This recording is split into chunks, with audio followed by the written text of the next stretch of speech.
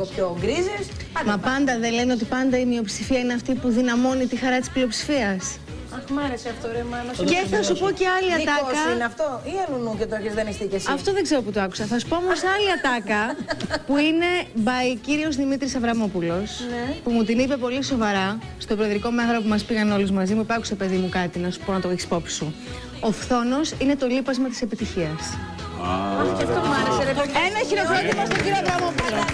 Πάντα δύο, μ' άρεσε πολύ. Δηλαδή, απίστευτη ατάκα. Να το θυμάσαι, μου λέει πάντα αυτό στη ζωή σου. Όποτε συναντάς μου τέτοια πράγματα. Να θυμάσαι, μου λέει πάντα ότι ο φθόνος είναι το λείπασμα της επιτυχίας. Και του λέω, κύριε Αβραμόπουλε. Γράψατε πάλι.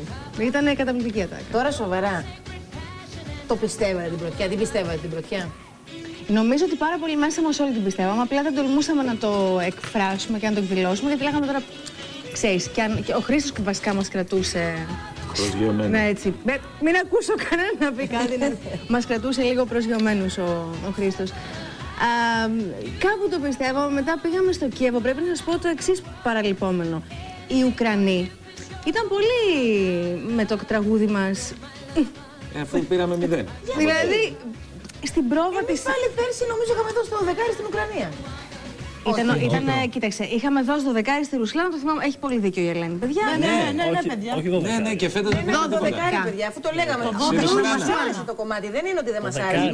Σε όλους μας άρεσε. λέγαμε ότι κάναμε λάθος γιατί πήρε τους πόντους που δεν πήραμε εμείς. Δηλαδή το ότι η Ελλάδα ήρθε πέρυσι τρίτη και όχι δεύτερη, φταίει η Ελλάδα.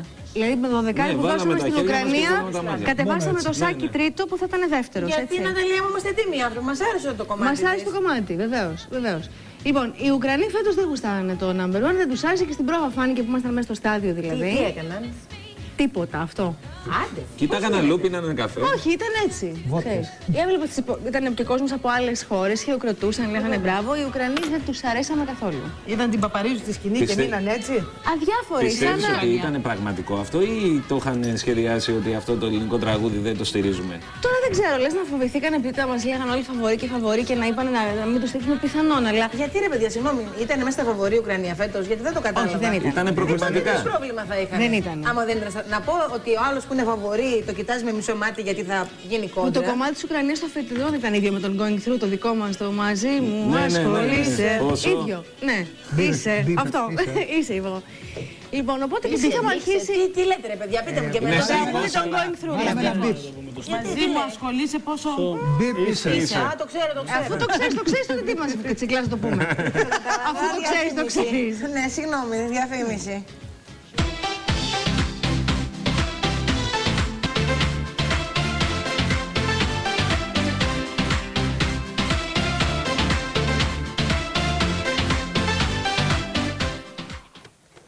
Αχ, να συνεχίσουμε λοιπόν το πρόγραμμά μας. Βλέπετε πρωινό καφέ πάντα μέσα από τη τηλεόραση του Αντένα.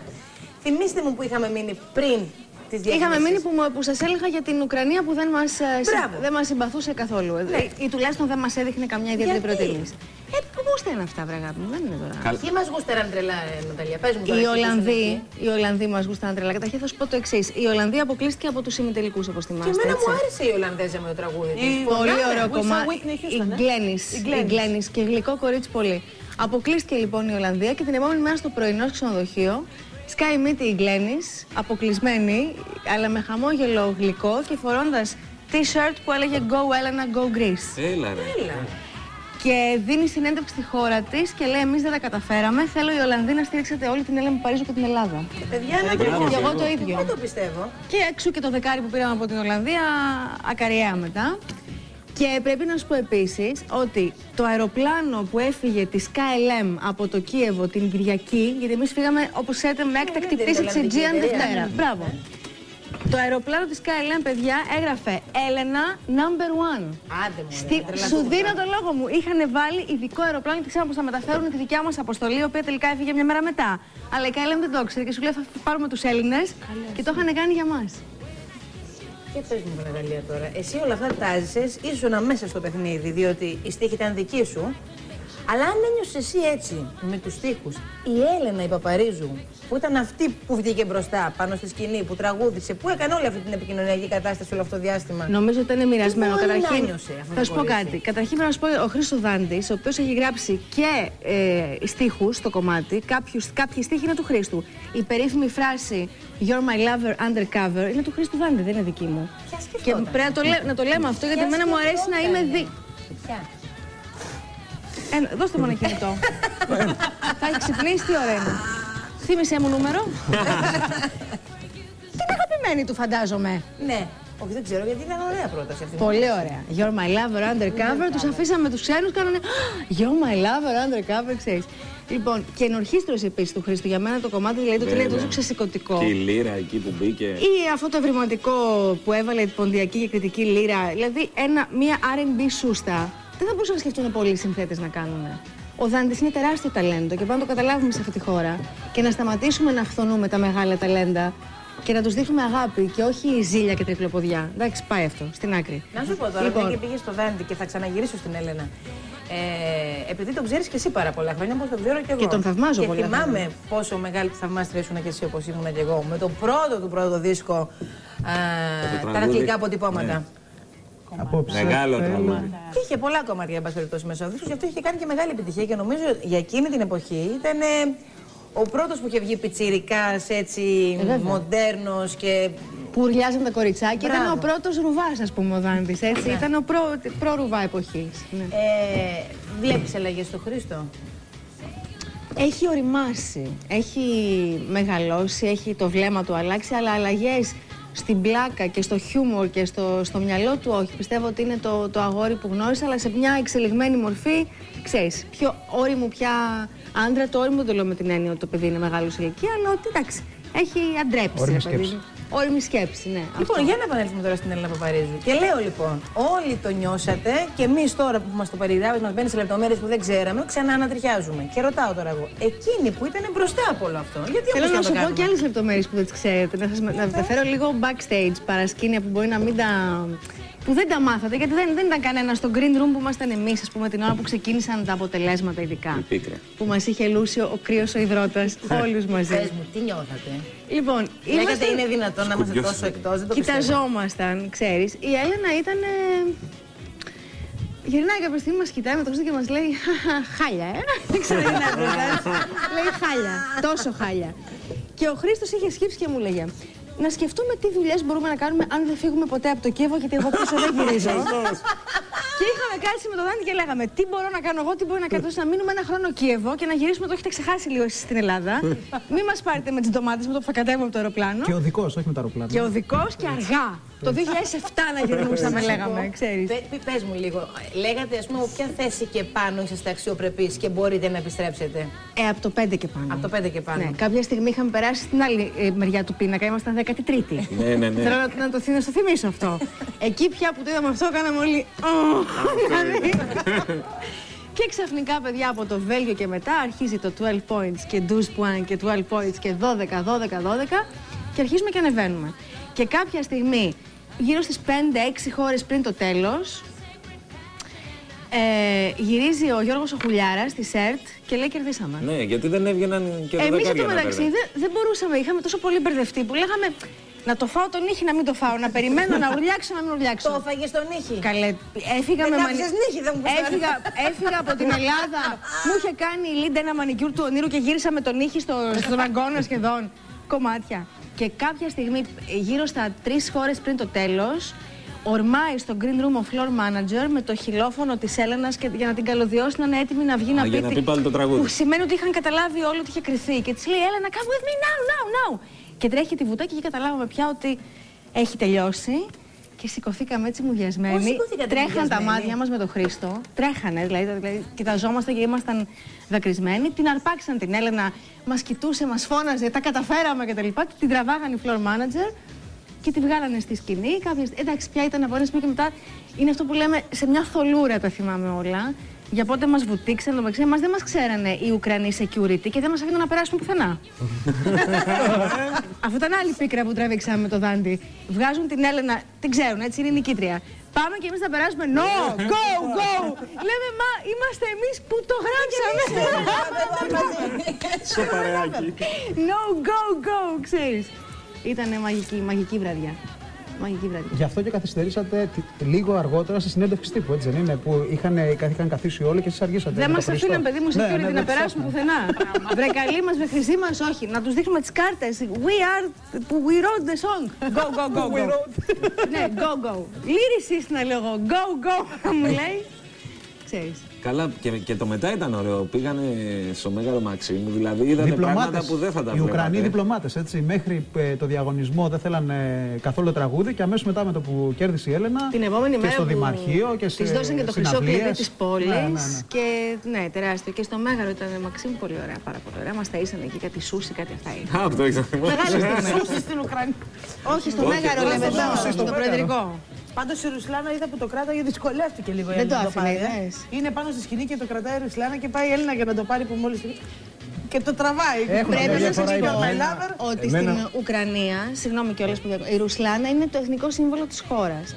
Την αντιμετωπίζουν πιο, με περισσότερη ας πούμε μεγαλοπρέπεια από ότι τον πρόεδρό τους. Είναι η αυτοκράτηρα της Ουκρανίας. Τον οποίο πρόεδρο, συγγνώμη, τον είδες από κοντά? Τον είδα, ναι. Πώς είναι το πρόσωπο?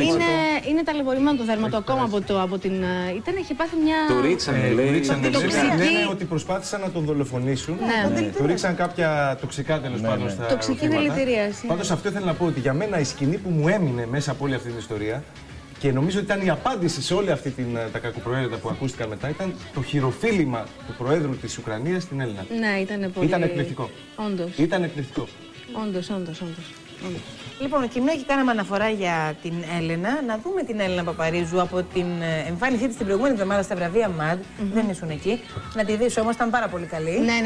Και μια και το αναφέραμε, γιατί έτσι ξεκίνησε η βραδιά. Έτσι. Εννοείται, βγήκε ο Θέμης, είπε τα δικά του. Ως γνωστόν. Ήταν με το πρώτο ρούχο, γιατί αλλάξαμε 6-7-8 φορές. Ένα σωστός παρουσίας αλλάζει πάντα. Αγάπη με ξεπέρασε. Έχω κάνει τόσα καλυστία 10 χρόνια πάνω από 3 ρούχα. Δεν έχω βάλει σε 4. Πώς έβαλε 5 σακάκια, πώς έβαλε? 6. Βγήκε και με τον Πορνούζη. Παραπάνω άλλαξε. Μην το κάνουμε quiz. Πόσα σακάκια άλλαξε ο Θέμης Γεωργαντάς. Λοιπόν, δώστε μου Έλληνα Παπαρίζου, έτσι ξεκίνησε η βραδιά στα βραβεία MAD. You're my lover, undercover. You're my sacred passion and I have no other. You're delicious, so capricious. If I find out you don't want me, I'll be vicious. Say you love me and you'll have me in your arms forever and I won't forget it. Say you miss me, come and kiss me. Take me up to heaven and you won't regret it. You are the one, you're my number one. The only treasure I'll ever have.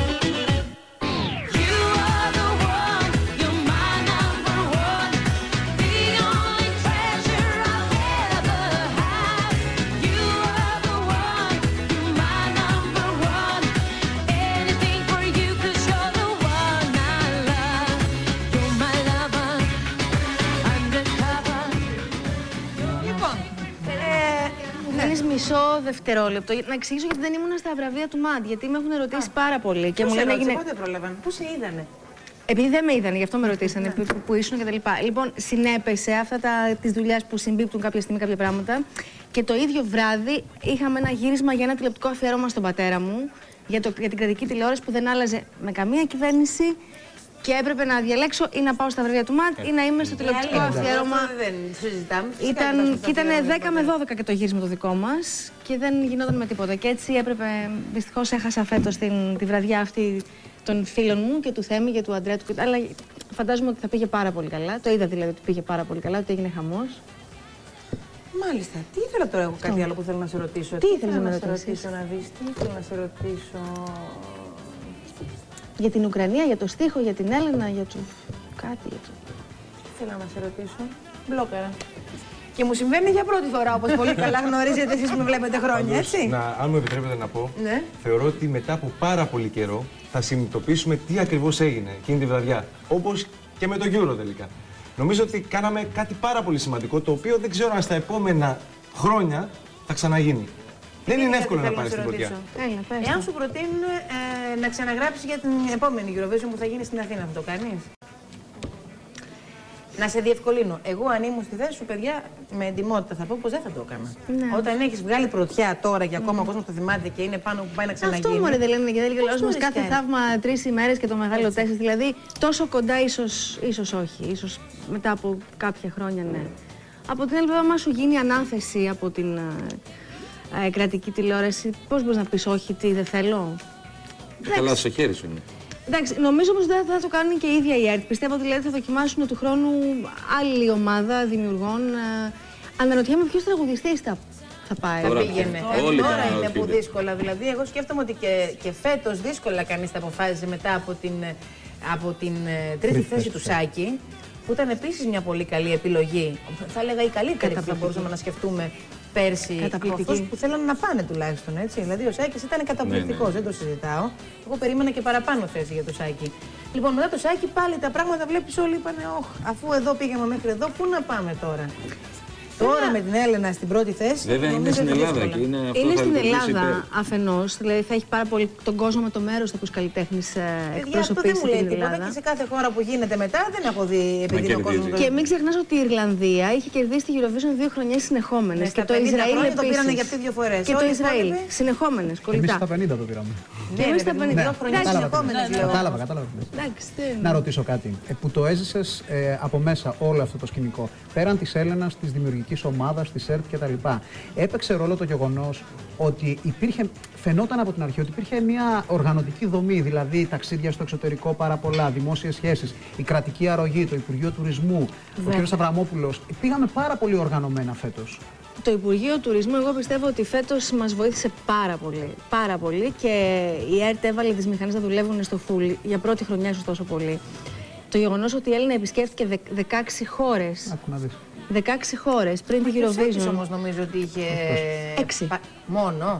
Δεν είχε προλάβει. Ο Σάκης δεν είχε προλάβει, γιατί η ανάθεση στο Σάκη έγινε τέλος Μαρτίου, αν θυμάμαι καλά. Στιγμή, γιατί είχε γίνει ένα διαγωνισμός. Τελευταία στιγμή. Ο Σάκης δεν πρόλαβε. Η Έλενα είχε πιο πολύ χρόνο. Δεν ξέρω, συγγνώμη. Όταν λέμε ότι περνάει από 16 χώρες, δηλαδή πού πάει και το λέει το τραγούδι. Πάει και το λέει σε τηλεοπτικές εκπομπές στα μεγαλύτερα κανάλια της κάθε χώρας. Το κομμάτι ακούγεται στα ραδιόφωνα της κάθε χώρας. Πώς ακούγεται το κομμάτι της ραδιόφωνα της κάθε χώρας? Κανονικά, το βάζω στο CD player, πατάνε το κουμπί. Πώς εδώ. Εμείς εδώ, ας πούμε, ποια κομμάτια άλλης χώρας παίξαμε φέτος, πείτε μου. Εμείς κακώς δεν παίζουμε. Καταρχήν είναι μερικά που είναι σουξέ, έτσι. Δηλαδή, εγώ λέω να αρχίσω να το παίζω στο Σφαίρα. Το ουγγρικό και το ρουμανικό είναι πάρα πολύ καλά. Και νομίζω ότι παίξαμε Μάλτα και του. Το Let Me Try, το θυμάσαι. Και του Κωνσταντίνου, το Χριστοφόρο. Και ο Κωνσταντίνος έκανε πολύ καλή. Εννοείται για τον Κωνσταντίνο ότι το παίζει. Μάλτα, Βοσνία, Ερζεγοβίνη. Θυμάμαι κάποια happenings που έγιναν πριν το διαγωνισμό που ερχόταν τραγουδιστές από το εξωτερικό εδώ. Ναι, σου λέει η Ελένη στο ραδιόφωνο. Αλλά και ρωτάω τώρα. Πώς παίζουν, ποιος τα προωθεί. Ποιος έρχεται στο Σφαίρα και λέει θα παίζει στο κομμάτι της Τουρκίας, της Μάλτας. Η αντίστοιχη εταιρεία της Τουρκίας, η δισκογραφική. Οι δισκογραφικές κάνουν λοιπόν τη δουλειά. Βέβαια, η Έλληνα είχε από πίσω ότι δεν είχε μόνο την ΕΡΤ, είχε και τη Sony BMG, την εταιρεία της. Εντάξει, να καταλάβω κι εγώ γιατί θα περάσω μια χώρα και να βγω στον πρωινό καφέ να πω το τραγούδι. Όχι, αγάπη, αυτά είναι κανονισμένα. Και η εταιρεία της κανόνιζε τις εμφανίσεις της, στα κλαμπ της, στα πολύ μεγάλα κλαμπ της κάθε πόλης που έκανε την περιοδία της κτλ. Και το κομμάτι ήταν ήδη γνωστό, δηλαδή πριν το διαγωνισμό στο Κίεβο, είχε αγαπηθεί από πολλές χώρες ευρωπαϊκές. Και υπολόγισες αυτό που κάνει η εταιρεία της Έλενας και το γεγονός ότι και ο εκάστοτε πρόξενος της χώρας μας εκεί άνοιγε τις πόρτες όπου υπήρχε κάποιο πρόβλημα, ήταν αυτός που παρενέβαινε προκειμένου να έρθει εις πέρα σε όλη αυτή η ιστορία των δημοσίων σχέσεων. Λοιπόν, ας κλείσουμε το θέμα του Παρίζου και να ανοίξουμε ένα άλλο θέμα με μια άλλη τραγουδίστρια, η οποία έκανε πολύ δυναμική επιστροφή. Όχι ότι είχε πάει πουθενά η γυναίκα, αλλά εν πάση περιπτώσει δεν τη βλέπαμε λίγο τη νύχτα τον τελευταίο χρόνο. Μιλάω για την Κέτι Γαρμπή. Όπου πάλι ξανά συνεργάστηκες με τον Χρήστο Δάντη. Λοιπόν, φέτος είναι ξανά η χρονιά της Κέτης, νομίζω. Ο δίσκος πάει πάρα πολύ καλά. Η ίδια είναι σε τρελά κέφια, νομίζω. Τουλάχιστον έτσι τη βλέπω εγώ. Και η εμφάνισή της πάλι θα πω στα ματ. Παιδιά, δηλαδή έκοψε την ώρα της ενώσης. Με ένα σούπερ μίνι με τις ποδάρες. Άμα δεν βάλει μίνι και την παιδιά τώρα, συγγνώμη, τέτοια πόδια. Τα καλύτερα πόδια λένε. Παιδιά, αυτές οι ποδάρες φαινόντουσαν ήμουν πίσω τέρμα και έβλεπα τα πόδια της Κέτης. Δηλαδή αυτό είναι χιλιόμετρο. 1 μέτρο 0,9 εκατοστά. Εσύ το μέτρησες πάλι. Όχι, το έχει πει ίδια σε συνέντευξη. Α, εντάξει, συγγνώμη, τι να κάνω και εγώ έχω απορίες. Πού τα ξέρετε. Πούντα να δούμε πόδια Κέτης. Επίσης να πω ότι τα περισσότερα κομμάτια από αυτό το δίσκο που έχει κυκλοφορήσει κάνα δίμηνο περίπου έχουν ήδη κάνει επιτυχία. Τι γίνεται με αυτό το κορίτσι, πώς τα καταφέρνει κάθε φορά, γιατί είναι και πολλά χρόνια στον χώρο η Κέτι. Τραγουδάει, έχει κάνει πάρα πολλούς δίσκους και βέβαια και πάρα πολλές επιτυχίες. Εγώ πιστεύω ότι όταν για Eurovision, πώς θα το βλέπεις? Το έχει ξανακάνει και το έχει κερδίσει τις εντυπώσεις πολύ με το. Θυμάσαι εκείνο το φόρεμα, το Ελλάδα χώρα του φωτός και το χέρι έτσι. Με τις κόπιτσες. Ναι, γιατί όχι, βέβαια. Θα το έκανε, λες? Πρέπει να τη ρωτήσουμε, δεν έχω ιδέα αν θα το έκανε ή όχι. Για δώστε μας και την Γαρμπή. Άκουσε αγόρι μου, απόψε θα μπουνε οι όριμοι, λέει. Έτσι. Άκουσε.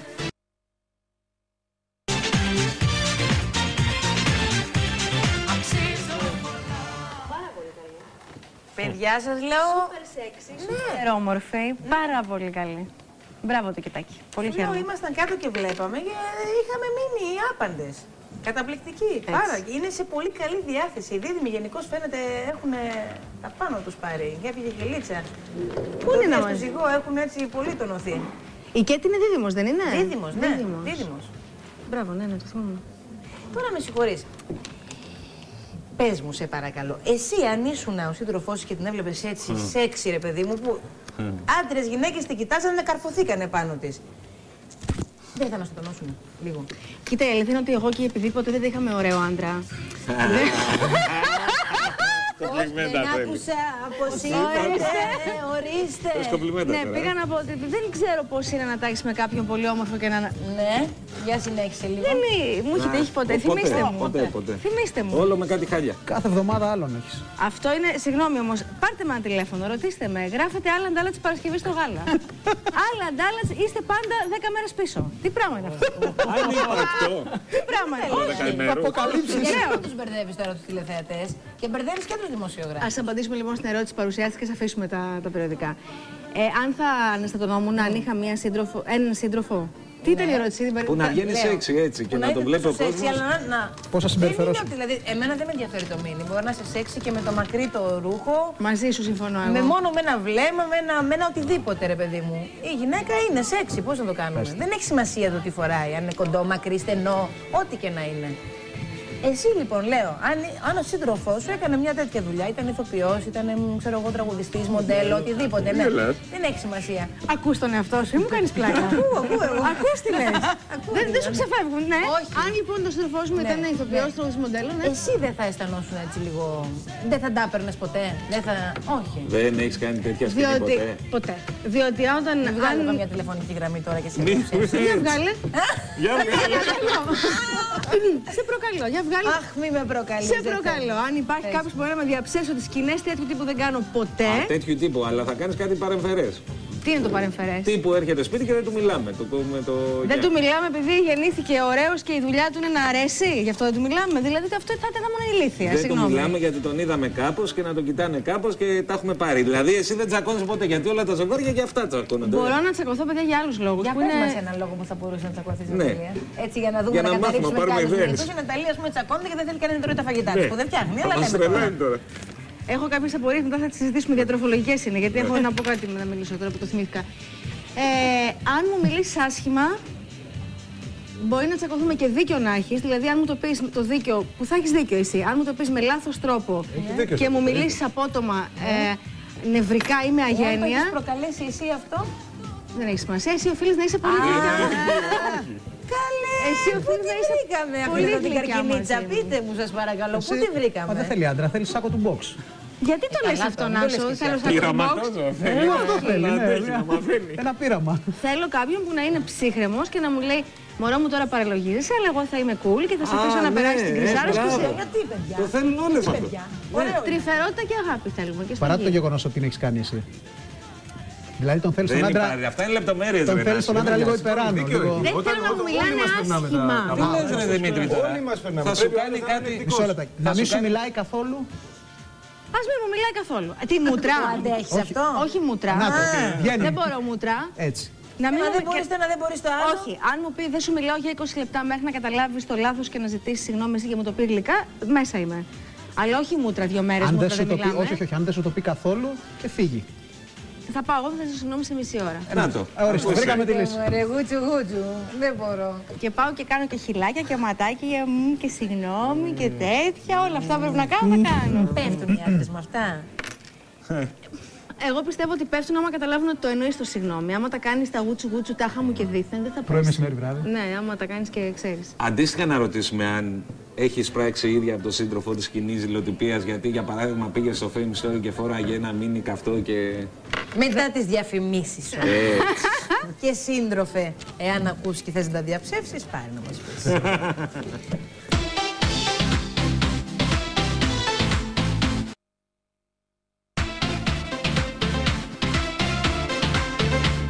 Έτσι. Εδώ είμαστε λοιπόν να συνεχίσουμε το πρόγραμμά μας. Εννοείται, βλέπετε το εμείς να δείτε έχουμε πιάσει. Όλοι κάτι πιάσαμε. Τι λέγατε. Για τις παραλίες λέγαμε. Αυτό που λέγαμε δεν μπορούμε να το πούμε τώρα. Ναι. Θέλω να με πιστέψεις ότι δεν μπορούμε.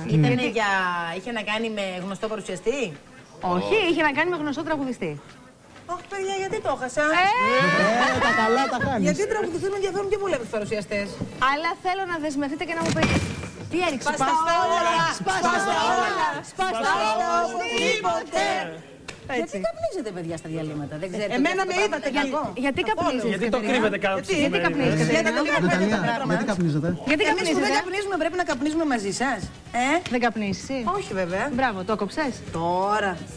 Θέλω να μου πείτε όλη η ομάδα του πρωινού καφέ, δεσμευτείτε τώρα ποια Κυριακή θα έρθετε στο ακροτήρι να το κάψουμε, να γίνει της τρελής. Γιατί έχεις πάρει όλες τις Κυριακές του ακροτήριου? Βέβαια, αγάπη μου. Δεν μου το έπες αυτό. Είμαι η Sunday DJ στο ακροτήρι. Δεν το ξέρεις?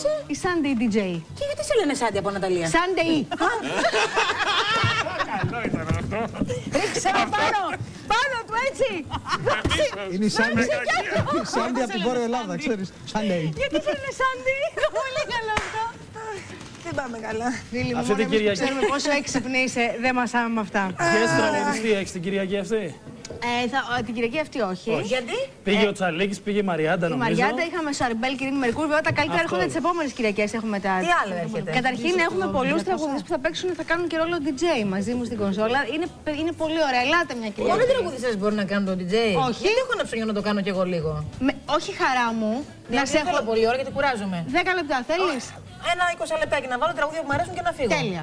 Και εγώ δίπλα σου. Σκότω τις αλλαγές άμα θες. Και εσύ απλά θα κάνεις την Δεν όμορφη. ξέρουμε τα ακουστικά. Αυτό σου λέω. Ξέρω να βγάζω τα CD.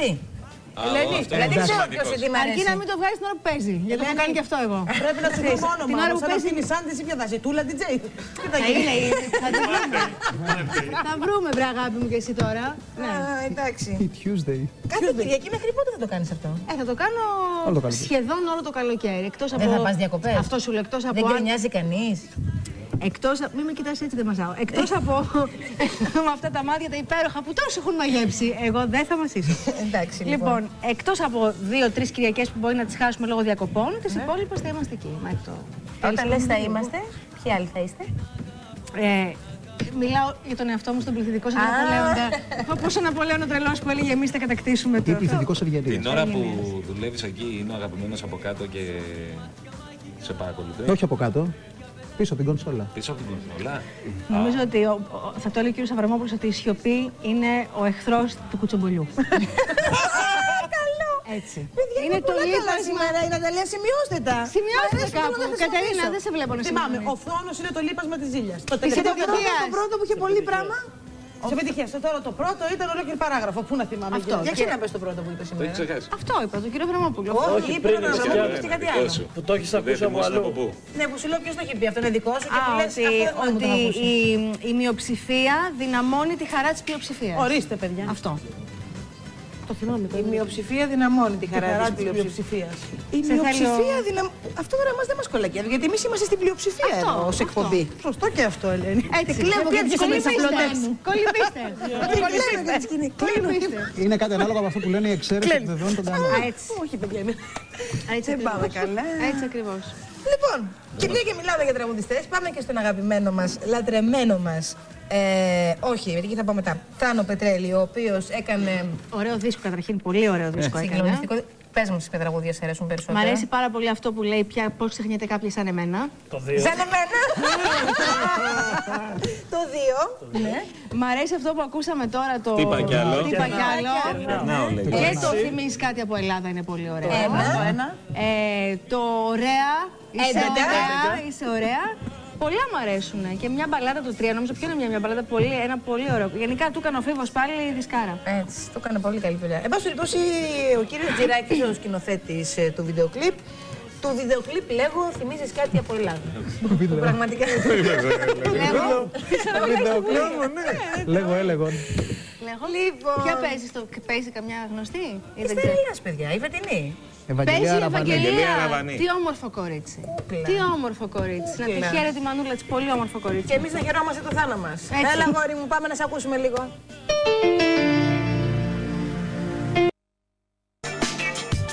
Σαν τις άλλες.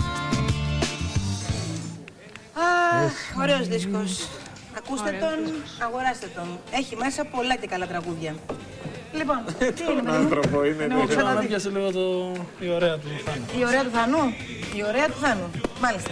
Λες και το έχουν γράψει για σένα. Άντε, κάτι ξέρεις. Είναι δικό του. Και εξέδωσα και τα παράπονά μου. Γιατί το βάλετε τελευταίο στο CD. Τη μέρα που θα έρθετε, θα σε υποδεχτώ με αυτό. Θα στρέψω όλους τους προβολείς πάνω τώρα που θα μπαίνει στο μαγαζί. Η Σάντι. Η Σάντι εγώ. Λοιπόν, φωνάσατε με Σάντι. Σάντι Γερμανού. Το Σάντι Γερμανού. Η Σάντι θα αποδεχτεί στο ακροτήρι με το «Δεν έχω ξαναδεί μωρό μου πιο ωραία». Και από πίσω θα πω εγώ να βάλεις το μακριμάλι. Έτσι. Τον άνθρωπο. Έτσι. Και από πίσω όλο το Κατερινάκι θα βάλω. Εμένα το κορίτσι που μου αρέσει έχει δαχτυλίδι μέση. Μπαίνει και η πινελιά η τελευταία. Εμένα με ρωτήσεις πώς προβολείς. Δεν βάζεις έτσι εύκολα εσύ μου λες. Δεν ξέρω, άμα έχω πάρει πρωινό, γίνεται δουλίτσα. Κάτι μέρες που γίνεται δουλίτσα, μου αρέσει αυτό. Γίνεται δουλίτσα. Γίνεται δουλίτσα. Κάτι γίνεται. Ωραία. Τώρα να πω κάτι, μια και σχεδόν όλο τον κόσμο τον παίξαμε από τα βραβεία ΜΑΤ, έναν μόνο αφήσαμε και επειδή βλέπω πάλι να βγαίνει σε κανένα παράθυρο Τσαλίκης και να λέει: Παιδί, μας ακουμένει με λιγάκι, εντάξει. Όχι, γιατί εμένα μόνο δεν έπαιξε από τα βραβεία ΜΑΤ. Με σένα κλείνω τα βραβεία ΜΑΤ, Γιώργο Τσαλίκη, και μην ξαναπαρεξηγηθείς μόνο σου, γιατί δεν θα αντέξω, έτσι. Πάμε τώρα, θα γίνει δυναμίτης.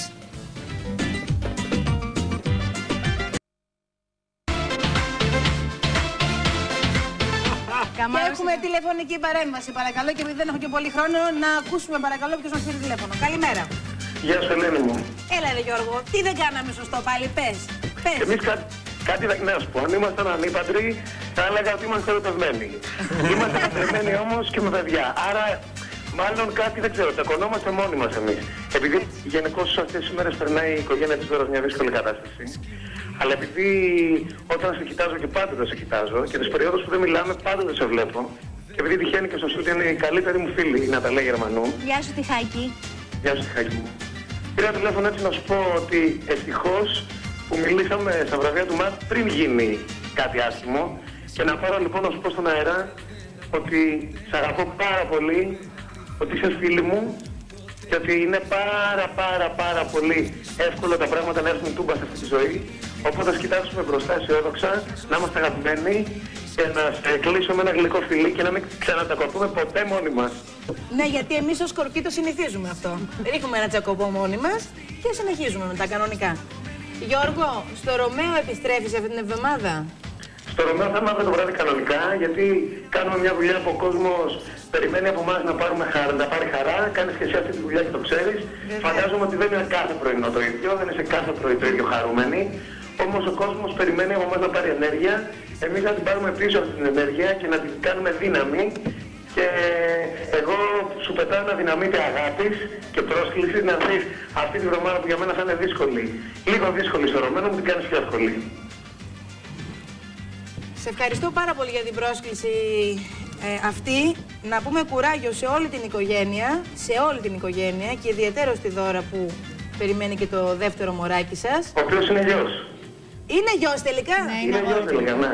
Πώς τα κατάφερες, 2 αγόρια, τα συγχαρητήριά μου. Τα συγχαρητήριά μου, 2 αγόρια, μπράβο, μπράβο. Λοιπόν, πολλά γλυκά φυλάκια και θα τα πούμε από κοντά φυσικά στο Ρωμαίο. Να είσαι καλά. Γεια σου, Ελένη. Γεια χαρά. Λοιπόν, φυλάκια και στο μικρό Ναταλάκι που τις Κυριακές λέγεται Σάντι. Θα έρθουμε να τη δούμε και να παίξουμε και εμείς στο ακροτήρι. Σας περιμένω οπωσδήποτε. Να είσαι καλά και χάρηκα που σας ξαναείδα πάρα πολύ. Και εμείς να είσαι καλά. Φιλάκια πολλά, πολλά, πολλά, πολλά, πολλά, πολλά.